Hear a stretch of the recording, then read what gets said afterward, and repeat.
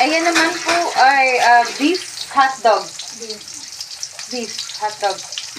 Masarap to guys. Try nyo yung beef hotdog. Masarap siya. Ibang iba sa regular na hotdog na Pero ano, standard. masarap yan doon. Ha? Masarap doon. Ayan ba yan? Iba na naman yan. Pareho lang naman sila. Nabili ko nga yan sa palengke. Pwede. O, diba? Brown, Masarap brown yun sa yun, mall. diba? O, tapos parang malutong. Yan siya. Ito hindi? Malutong. May an imitation to. No? Imitation. Pero pareho lang sila ng name. Pwede naman kasi gayahin lang pangalan tapos yung laman hindi na parehas. Pero beef pa rin siya. Beef pa rin. Beef nga, pero iba yung ano siguro.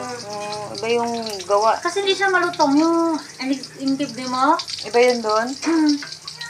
Kumukulubot nga siya eh. Kita mo naman pag ano.